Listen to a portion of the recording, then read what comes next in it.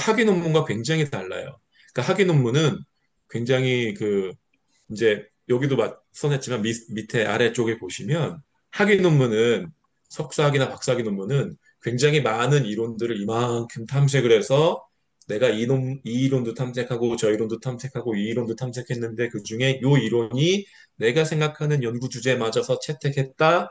그리고 이런저런 여러 논문들을 다 훑어보고 그중에서 요런 변수들을 선택했다. 그리고 다양한 연구 방법론들을 내가 살펴봤는데 그중에 이 연구 목적과 이 이론과 이 변수들하고 맞는 건 이 연구 방법이다. 이런 식으로 스토리 요 밑에 써드린 것처럼 A, A1, A2, A3, A4, 그다음에 B1, B2, B3, B4 이런 식으로 되게 막 방대하게 가게 돼요. 그러니까 학위 논문 같은 경우는. 그러나 이게 학술지에도, 그러니까 SCI나 SSCI에도 이렇게 글을 쓰게 되면 리뷰어들이 정신을 못 차려요. 이게 왜 그러냐면 저 같은 경우도 아까 말씀드렸지만 한 달에 많게는 세 건에서 다섯 건 정도 리뷰 요청이 오고 또 적게는 한 건에서 세 건 정도 오는데 그 리뷰만 제가 하는 것도 아니고 리뷰는 보통 해외 학술지 리뷰는 무료로 하거든요.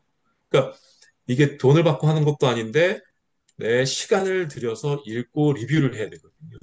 그러니까 이 경우에 리뷰어들이 솔직하게 얘기해서 아주 꼼꼼하게 다 읽고 다 이해하려고 하고 그렇게 친절하게 다 보려고 하지 않아요. 그 리뷰어들이 이해하는 만큼, 내가 읽고 이해하는 만큼 거기서 나온 잘못된 점들을 막 만들거든요. 그러니까 리뷰어들이 노력을 막 열심히 해서 최대한 이 사람이 쓴 걸 내가 이해하려고 노력해야지 하고 읽는 사람들이 아니라는 거예요. 그 얘기는 뭐냐면 리뷰어들이 읽고도 쉽게 이해할 수 있는 논리 전개를 가져가야 된다는 거고 그렇기 때문에 쓸데없는 얘기들은 과감하게 다 버려야 되는 거예요. 그래서 논외의 정보는 과감하게 제외하고 되게 그 스토리라인에게 맞게 연구 목적에 맞게 그 중요한 것들만 남겨서 논문을 써야 되는 게 있습니다. 그런데 아마 제가 이전 슬라이드에서 설명드릴 때 아니 그 문장과 문장 사이에 자세하게 설명하라고 했잖아요. 그리고 문단하고 문단 넘어갈 때도 자세하게 설명하라고 했잖아요. 라고 생각이 드실 수도 있는데 그거는 맞아요. 그러니까 문장 하나를 세밀하게 작성하는 게 맞아요. 그러나 그거는 그 문장과 문장 사이에 갭을 이어가는 거지 쓸데없는 얘기하고 상관이 없는 얘기인 거예요.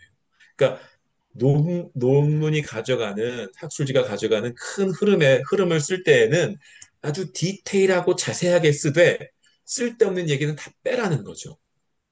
그래서 문단과 문단 사이에 불필요한 문단도 과감하게 제거하고 내가 이론으로 쓴 이론이 있다면 다른 이론들을 거론할 필요가 없는 거예요. 내가 쓴 방법론이 있다면 다른 방법론을 거론할 필요가 없는 거예요. 그런 걸 거론하는 순간 되게 논문이 부산스러워져서 리뷰어들이 이해를 못할 가능성이 높아지는 거죠. 그리고 리뷰어들이 그런 거를 가지고 만약에 추가적으로 이거 왜 안 썼어라고 물어보면 그때 가서 더 애드해서 그 한두 문장 더 넣으면 되는 거죠. 나중에 리비전에서. 그리고 간결하면서도 굵직한 논리를 구성하는 게 좋고 클래러리티, 그러니까 되게 선명하게 분명하게 쓰는 것이 좋고 구체적 설명을 넣는 것을 주저하지 말아야 돼요.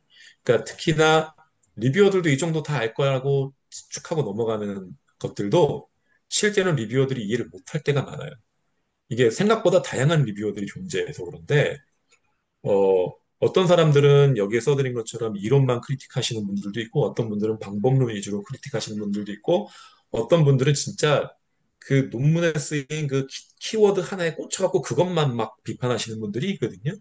그리고 리뷰어들이 다 이 논문의 전문가가 아닐 수도 있는 거예요. 예를 들어 저도 게스트 에디터로다가 혹은 이제 스페셜 에디터로다가 그 이제 에디터 이런 작업들을 해보면 그러면 리뷰어들 초대할 때 이 논문에 맞춰서 이 논문이 예를 들어서 의료보험과 사람들의 삶의 질을 한다 그러면 의료보험 전문가 하나 초대하고 삶의 질 전문가 하나 초대하고 이 안에 방법론 쓰인 사람 초대하고 이렇게 초대를 하거든요. 리뷰어를 초대할 때.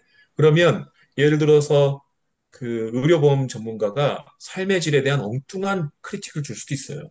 그리고 방법론에 대한 리뷰어가 삶의 질이나 의료보험에 대해서 본인은 잘 알지 못하지만 난 이게 이해 안 간다라고 막 질문을 줄 수도 있거든요.